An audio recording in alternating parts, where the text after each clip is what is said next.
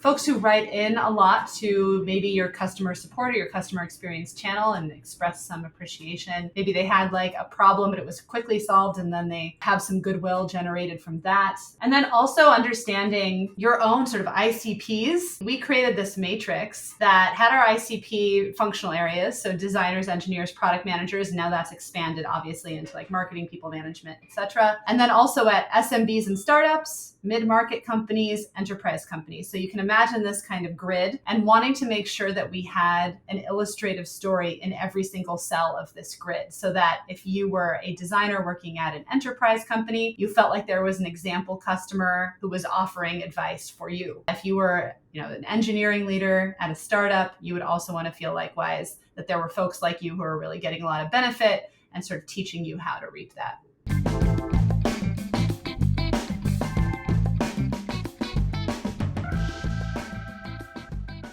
Hi, and welcome to the Optimized Podcast. My name is Nate Matherson, and I'm your host. On this weekly podcast, we sit down with some of the smartest minds in content marketing and growth. Our goal is to give you perspective and insights on what's moving the needle. Today, I'm thrilled to sit down with Camille Ricketts. Camille is currently at Emergence, a B2B-focused venture capital firm. And before that, she played a pivotal role at Notion, where she joined as the first marketing hire when the company was only 10 people. Camille ultimately became the co-head of marketing and brand, as well as communications at Notion, and she scaled incredible content, influencer, and partnerships channels. Camille also spent time at First Round Capital as the firm's head of content and marketing. In our episode today, I'm excited to learn more about her experience at Notion and the content marketing strategies she has deployed, including templates, user education, community, and influencer marketing.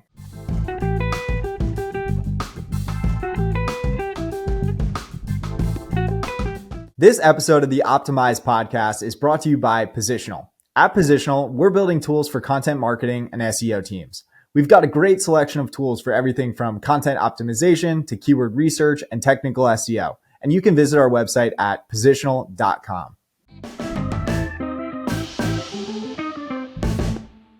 Camille, thanks so much for coming on the podcast. Thanks so much for having me. I'm honored to be here. So the first question I always ask is, how did you get into the world of content or growth marketing? How did that become like your career path and such an important part of your career? Yeah, great question. It certainly was not the path that I had anticipated when I graduated from college. I like to tell people that even though I was a history major, I was actually majoring in the Stanford Daily the entire time, because I spent pretty much my entire life at that office and thought I was going to be a journalist. Truly, like that had been the path up until that point. I think when you're a kid and someone tells you you're good at something, you suddenly decide to double down, and someone had told me I was good at writing, so that's where I ended up, and journalism seemed to be a great way to take that the distance. So my first job out of school was actually at the Wall Street Journal in the London bureau. So really got to do what I had hoped right away. And it was interesting to find once I was there sort of in the seat that it was pretty different than I had expected in certain ways. And also, my career had kind of launched in the middle of large shifts in the economy, what it was going to look like to build a career. So suddenly had to kind of change and rehypothesize what it is that I wanted to do. And one of the first opportunities I got to do that, which, strangely enough, how life works, was to join Tesla Motors communications team, because I had been writing so much about that company, to the extent that the comms team there invited me to join it, which I know is not an everyday path.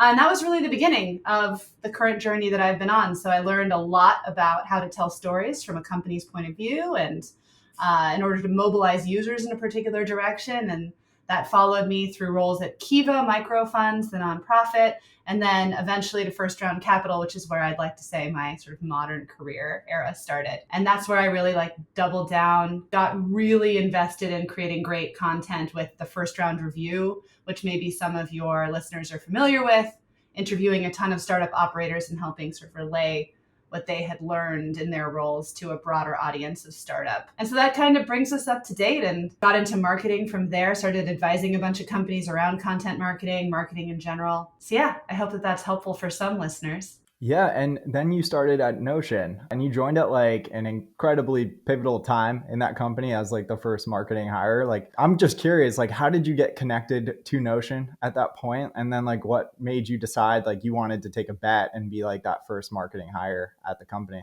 Yeah, so I fear that this is not going to be super tactical advice. The way that I got connected with Notion is that First Round had invested in the company. So I got the benefit of meeting co founder Ivan Zhao really early on in the journey and just thinking that he was exceptional, and I think that he understood what it was that I was doing. And it was kind of a strange occurrence because I didn't have traditional marketing experience at the time, so I'm forever grateful to Ivan for sort of taking a chance on me. And that was what was instrumental in my decision to join, was the fact that they were giving me the opportunity to not just focus on editorial or what I had sort of been majoring in to date, but something more broad and a leadership opportunity. So I guess that the advice that maybe comes out of that particular experience is to take those chances because they lead to, I'd say, the most expansive and quickest growth of your life. And I know there are many different types of content to create and that you did create at Notion. Did you identify like content more broadly as like a really important channel early on at Notion? Was it like very clear from day one that this would be an important channel to the company? That's what's so interesting is that even though content had been where I had spiked so profoundly, it wasn't the first thing that presented itself as being a priority at Notion. It was something that we definitely worked our way to, which I think is something that all marketers have to confront, is when they land in a new situation, can they survey the horizon and think, what are the unfair advantages that we actually have to capitalize on here, and what will that look like? And in Notion's case, it was most certainly community. We had already seen so many folks out there in the world start to express themselves via sharing Notion docs, get really excited about the new features that were coming out and how they were using them. So that's really where we leaned for that first year, I would say, that the team was working. And my first hire was a head of community, which is incredibly non-traditional, but probably one of the most winning moves the company made over time. And then content really became the focus, I would say, in that next year when we hired Nate Martins to run that function and started really going deep when it came to customer stories and user education. And I'm happy to talk more about why those were the first two choices. Well, I definitely want to talk about that. Why were those the first two choices that you focused on? Yeah, I set up that question. So I think depending on what you are trying to market, and I think that probably a lot of people listening to this are going to be marketing perhaps more complex products, B2B products, where they really need to bring their audience along in order to make sure that they are successful and that the amount of value that you can generate from whatever it is that you are providing to folks is really dependent on them knowing what they are doing and feeling highly capable with what you've built. And both customer stories and user education are really designed for that. So in our case, it looked like video case studies as well as written case studies of customers that were already getting a lot of benefit from the product and really going deep into like the quantitative, but also the emotional experience of what they were gaining from using Notion. And then the user education was just a ton of tutorials. So whenever we saw, and this was an excellent choice on part of the company in general and customer experience, but whenever we saw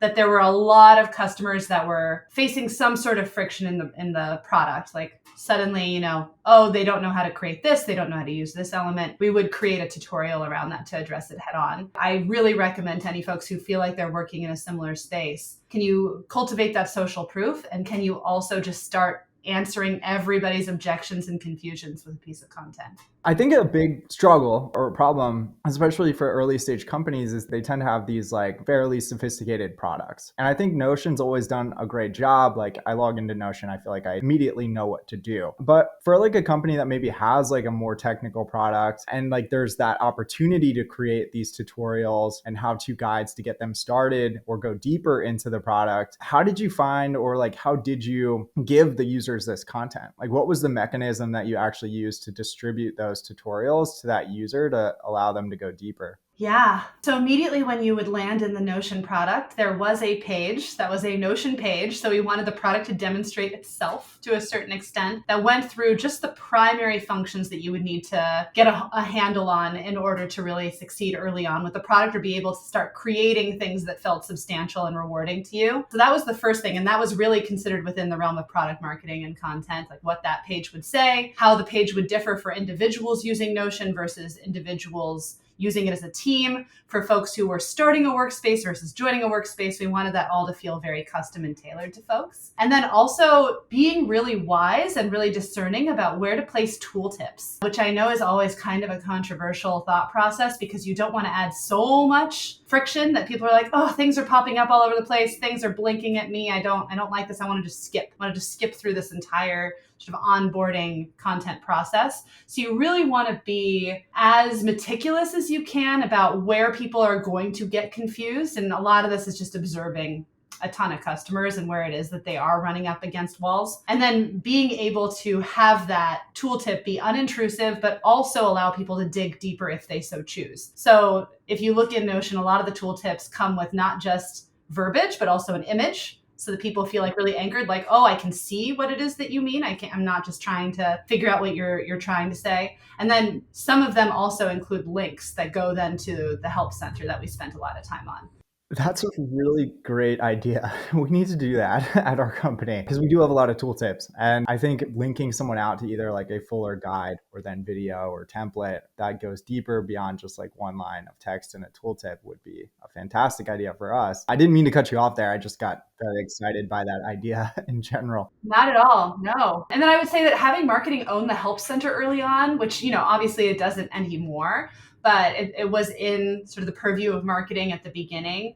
I think that allowed us to like bring a tone of voice that had consistency between the product and all the documentation that also felt really like branded. That was another thing that I think was a perk. Yeah. And I know that at Notion, they've done, and you did a phenomenal job with like pre-built templates that customers could get started with. As far as like the templates that Notion created, did you like observe like what current customers were building on their own? And then ultimately that led you to like the ideas for those templates to create, or did you go about it in like another way? Yeah, it was a little bit of everything, to be honest. And before I answer the heart of that question, backing up to your prior question about like what content was really valuable for user education, I'd be remiss if I didn't mention that the blog was just home to all of this incredible guidance material. And to your question about templates, we would embed those templates directly into a lot of those articles. So we would be talking about how to build something like an engineering roadmap. And then right there would be like, okay, now use it today, duplicate this into your workspace and start right away with it. And that made a big difference. And then in our template gallery, likewise, we would aggregate the articles that mentioned that template so that if you went to that template, you could also then click into any of the content that would really help anchor how to use that template. So there was kind of like this virtuous cycle and ecosystem between templates and content. And then shifting back to how we decided what to build, it was both observing what people were really excited to have out there in the world. And we were constantly scanning social media and the subreddit, which was suddenly taking shape and coming to life about, what were people really excited about? And then also thinking through our ideal customer profiles, which had really emerged to be designers, product marketers, and engineers, and thinking through what were the Notion setups or documentation that were going to be particularly helpful for those functional leaders, and building those setups so that they would have them right away at their fingertips. So something like a roadmap for an engineering leader, something like an asset manager for a designer. And we did that for those several functions that we were really focused on. That also really allowed us to, in onboarding, ask people which function that they were working in and curate a set of templates that were specifically for them when they dropped into the product, which I think was sticky. I love that. And you've mentioned community a few times, and you also mentioned the director of community was like that first hire. What does a director of community do? Like, what does their day-to-day look like? So in this case, this is Ben Lang, who is one of the most remarkable people on the planet. Here at Notion, he really built just like such a, I want to use the word vibe, but I'm not sure if that's exactly accurate, but really brought together people who had such enthusiasm and such adoration for what the product was doing for them in their lives, and then spending the time to really learn from them what the mechanics of that was, why they felt that way, what they wanted to build, what they were looking forward to, their hopes and dreams sort of way outpacing like necessarily what was reality in the moment, but in terms of like what they wanted their lives to look like, what Notion could do to make them feel even closer to us. So I know he spent just a ton of time on Zoom with that first group of ambassadors, which is around 20 people, who incidentally were just like across social media saying lovely things about Notion. They weren't necessarily people who had like massive followings to start, although many of them do now. And he just took the time to really understand what it was that they wanted. And out of that, was able to build some of these key programs that I think just like really got people engaged. AMAs with the executive team at Notion, early previews of features and the ability to share their feedback with us in really meaningful ways. Support for running events in their local communities. And this all came out of his listening tour. So those are just a few examples, and of course, like built on from there. And you mentioned social media. I know that Notion did focus on like an influencer channel. That's like part of the go-to-market strategy. Could you walk me through like how you think about influencer marketing? Like how has it changed maybe since like you first started down that path? Any key insights that you had in building out the influencer channel? Yeah, so community really did give rise to a bunch of other things for Notion. One of them was influencer, the other was consultants. So, this entire group of people who wanted to help teach teams and other individuals how to be successful with the product. Many of them are now doing that full time. People designing classes around Notion, people who want to be like certified Notion instructors, certified Notion coaches. Community sort of was the stem cell for all of that. And Ben really was the one who explored a lot of those avenues before handing them over to other leaders to then scale. And one of those was influencer, very much so. And, we kind of stumbled into it. We saw this happening organically, that people were on YouTube. At that time, it was pretty much just YouTube talking about what they were building with Notion. And when we started like really reaching out to them and being like, how is this working? How could we maybe work together? One of them said, well, you should really talk to my agent, Dave. And we had no idea that folks like this had agents. And when we spoke to Dave, he was like, oh yeah, I represent like, a number of folks who might be interesting to you. And that was kind of a break in the case for us, and understanding just as we went, like what type of sort of sponsorship structure would lead to what type of content, and what type of content was the most compelling. And then TikTok came in, which really changed the game for us and was a very efficient way to sponsor some creators and then reach massive audiences. And I think things have changed quite a bit, not just at Notion. Notion now has this exceptional influencer leader named Lexi Barnhorn that I think is running probably over 100 different engagements a month. And when we started out, it was like 2. But seeing sort of the macro trend overall, I think that people are much more excited about micro influencers, and there's so much evidence out there that people are looking to folks who they relate to or a little bit more vertically specific to who they are. So that social proof about products seems like really tightly focused on what they're interested in, or they feel like that person's a real person with real experience who might be a little bit more credible. We always worked with influencers that already had excitement around Notion, but that's not every brand. So if I had to make a recommendation, I would say that making sure that that actual authentic enthusiasm is there is still going to remain probably the most compelling thing to do. I want to get a little tactical here. How much does it cost to like sponsor an influencer? And I know it like totally varies depending on the industry, but also their reach and their community they've built. But like what generally does it cost in order to work with like a micro influencer or someone that might be a little bit bigger than that?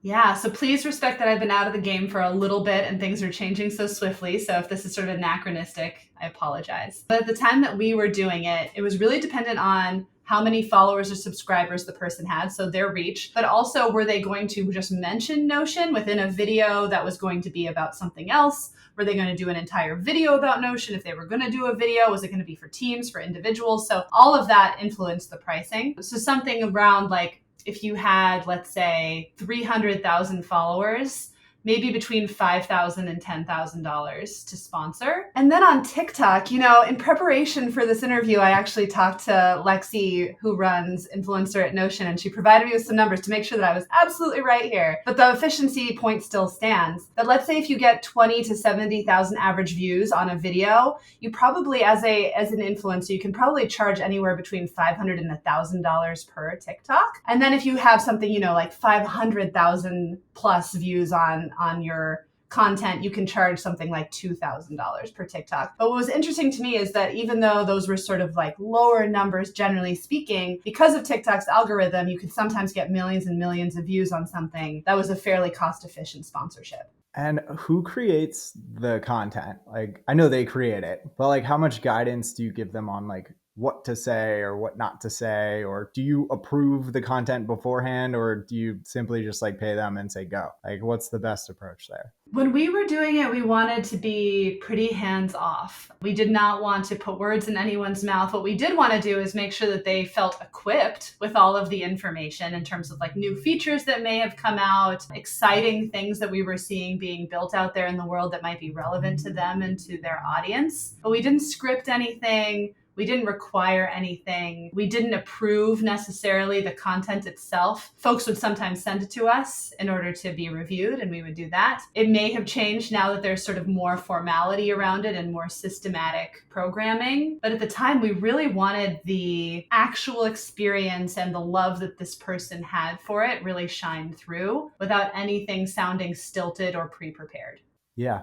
And as far as like deal structure goes, was it like a flat rate payment, or was there some sort of like variable component there too, where like if someone sent a video to TikTok and it went super viral, they might have like an incentive payment for having that post gone viral? How did like the payment structures work? For a long time, it really was just flat fee, and we would negotiate a contract, and maybe that contract would include several videos. Maybe it would just be one. But there really was agreed upon fee. The Notion affiliate program launched in 2022 and really focused a lot on publications and outlets, but I think has now expanded to include some of this content.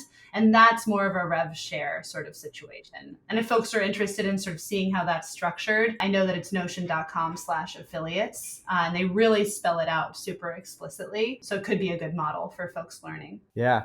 And back to SEO specifically, that's what we talk about most on this podcast. I know you've created like a lot of content at Notion, like the templates, the how-to guides, the user education material, the materials in the community. Was like SEO in particular something that like your team spent any time thinking about at Notion? So we did spend time thinking about it, but I would never say that it was a driving force.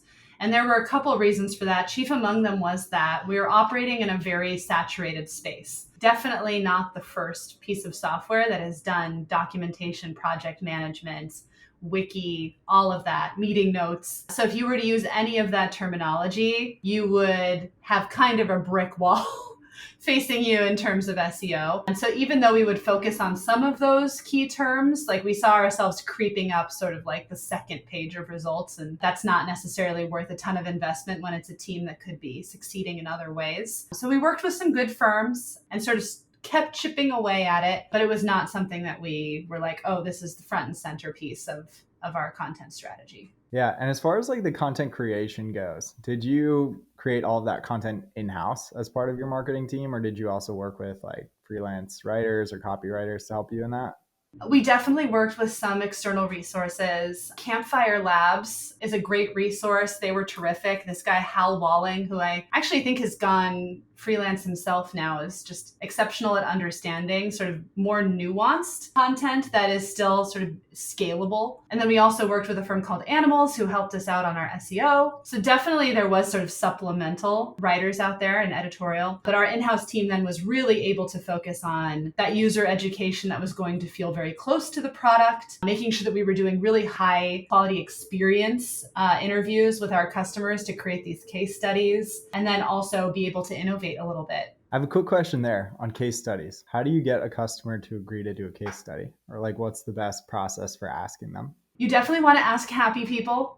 That's always a good rule of thumb. So if you run any NPS surveys or anything along those lines that give you a sense of how people are experiencing the product, having a good time, getting a lot of value, you want to give yourself sort of a mechanism for reaching out to those folks first. Folks who write in a lot to maybe your customer support or your customer experience channel and express some appreciation. Maybe they had like a problem, but it was quickly solved, and then they have some goodwill generated from that. And then also understanding your own sort of ICPs. We created this matrix that had our ICP functional areas, so designers, engineers, product managers, and now that's expanded obviously into like marketing, people management, etc. And then also at SMBs and and startups, mid-market companies, enterprise companies. So you can imagine this kind of grid and wanting to make sure that we had an illustrative story in every single cell of this grid so that if you were a designer working at an enterprise company, you felt like there was an example customer who was offering advice for you. If you were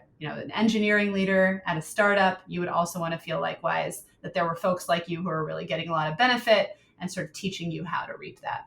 Does it ever make sense for a startup, maybe like an early stage company, to like ask for a case study and like the contracting process? Could you ever make that like part of the deal, or does that always need to come like separate afterwards? We didn't when I was there. We were starting to move in that direction though, to be just honest about where I left off things. We were starting to talk to sales about whether or not that was something that we could embed, but mostly a lot of the best opportunities came from our customer success team. And we had this incredible customer success team led by this woman, Monica Perez. She's still there, where she really was so close to a lot of these customers that she had an implicit understanding of who was going to probably share the most instrumental things and then make those connections for us. So if you are a marketer who's looking into this, I would say befriending your customer success folks could be a really good tactic. Yeah, content and marketing tend to be like very cross-functional channels, like always talking with like the sales and then the support teams. For ideation, I've often found it's a great way to come up with like new ideas for the content we need to create or should create. It sounds like you very often found yourself talking to the support team and also the sales team. Is that pretty accurate? Yeah, all of the time. And I think having those close connections is just super vital. If you are working at a startup where those teams are very nascent, making sure that you just have so much connective tissue between you and understanding of each other's roles, I think it makes such a big difference down the road.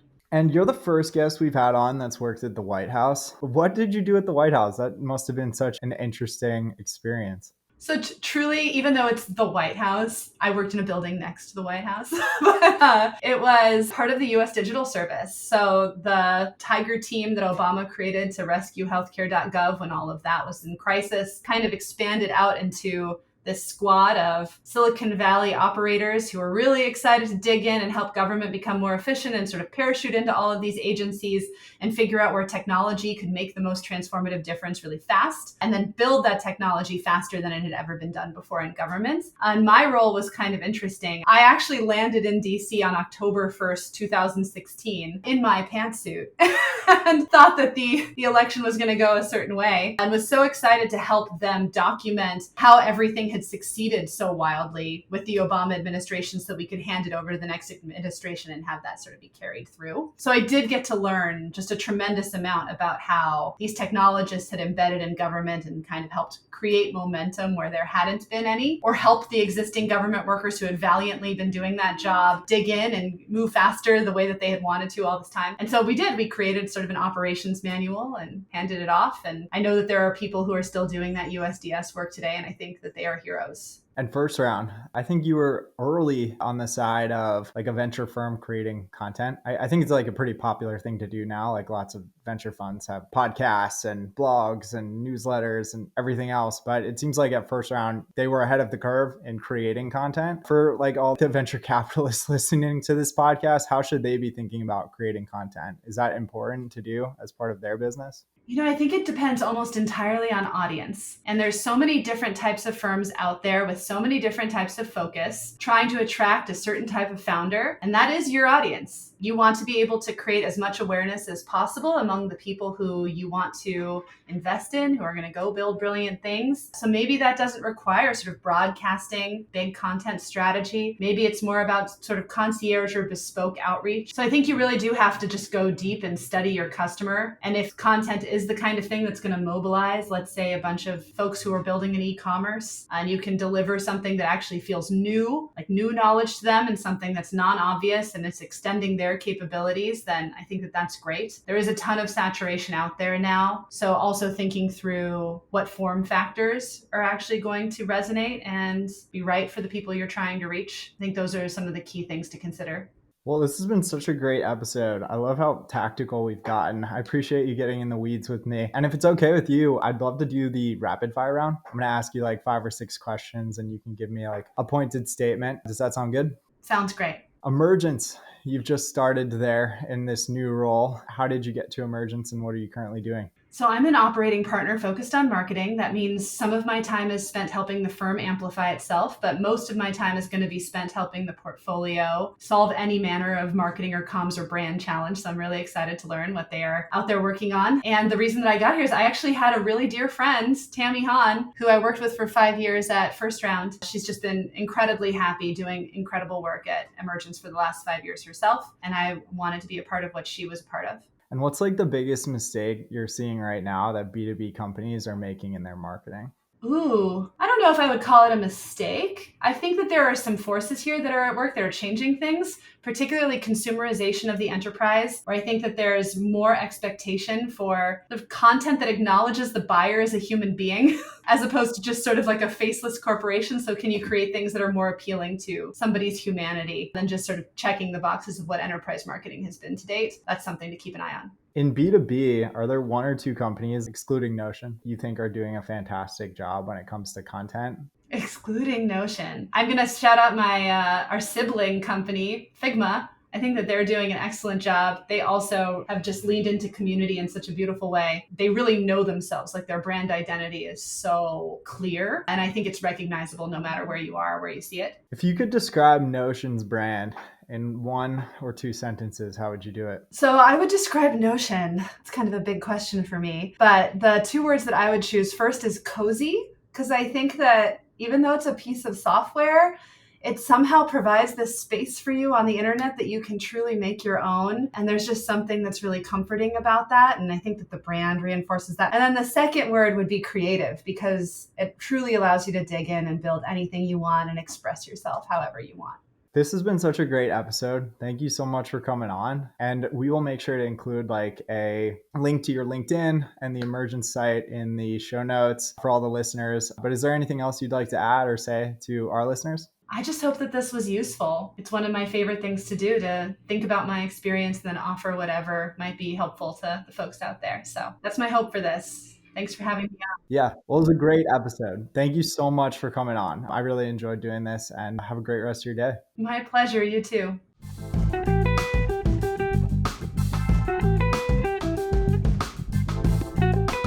This episode of the Optimized Podcast is brought to you by a special sponsor.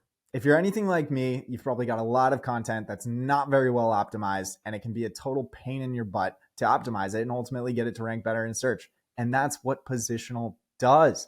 Positional has an incredible tool set for everything from content optimization to technical SEO and planning your editorial calendar. And if you don't know by now, I'm one of the co-founders of Positional, and I'd love for you to check it out.